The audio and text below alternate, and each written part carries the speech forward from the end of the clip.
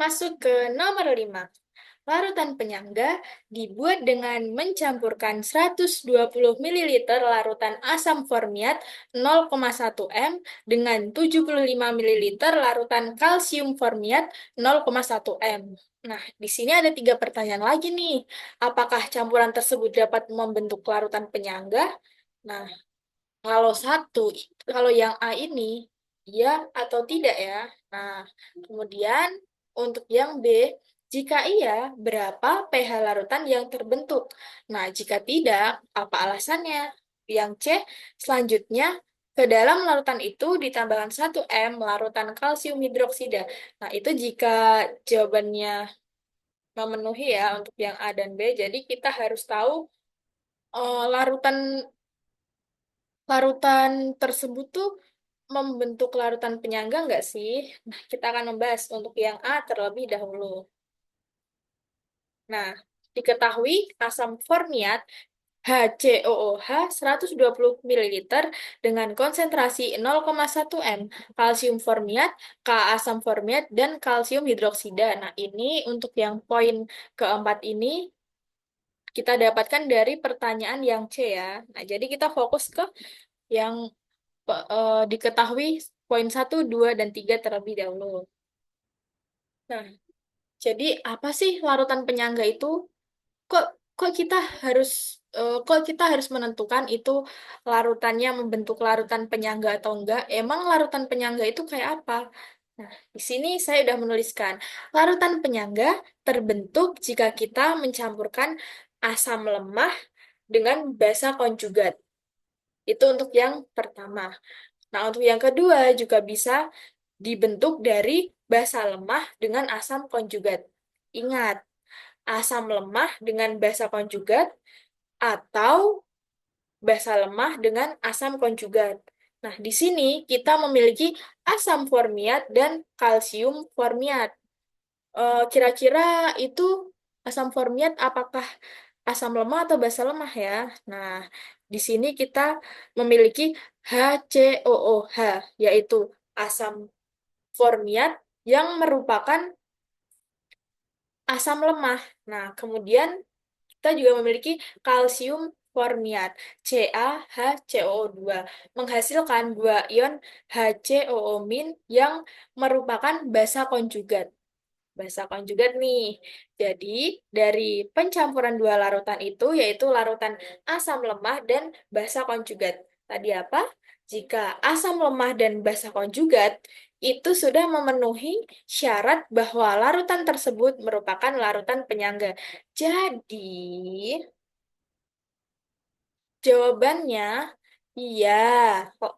Karena campuran terdiri dari asam lemah dan basa konjugat. Asam lemah dari asam formiat dan basa konjugat dari kalsium formiat. Oke, nomor A, centang alias merupakan larutan penyangga. Nah, terbentuk nih. Jadi kita bisa lanjut ke yang B. Untuk yang B, jika iya, berapa pH larutan yang terbentuk? Nah, tadi jawaban kita kan iya. Jadi kita dapat menentukan pH larutan yang terbentuk dari larutan tersebut. Kita pakai persamaan Henderson. pH sama dengan pKa ditambah log basa konjugat per asam lemah. Kita hitung molnya dulu, mol dari asam formiat yaitu sebesar 12 milimol dan mol kalsium formiat sebesar 7,5 milimol. Nah, tadi kan kalsium formiat menghasilkan dua ion HCOO-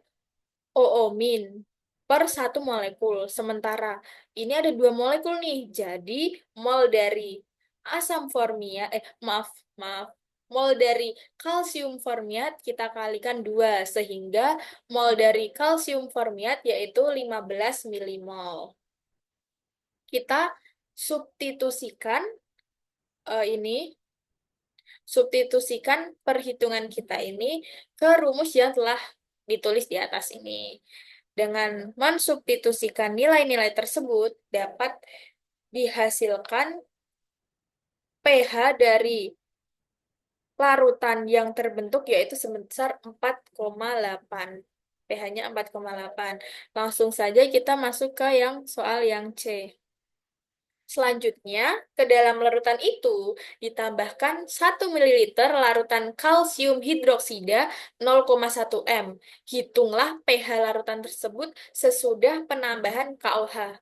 Nah, Ka-nya 2 kali 10 negatif 5. Kan tadi kan formiat kan asam formiat kan asam lemah ya. Jadi pasti ada nilai Ka-nya. Kita tulis dulu, kita harus menghitung step by step. Step satu, kita menghitung mol OH min. Dihasilkan 0,2 milimol. Nah, dengan ini ya caranya 1 ml kali 0,1 m. 0,1 m dari CaOH2. Sehingga menghasilkan mol OH min sebesar 0,2 milimol. Kemudian step 2 reaksi antara OH min dan HCOH, di mana reaksi tersebut menghasilkan HCOO min ditambah H2O atau air. OH min bereaksi habis sebesar 0,2 milimol.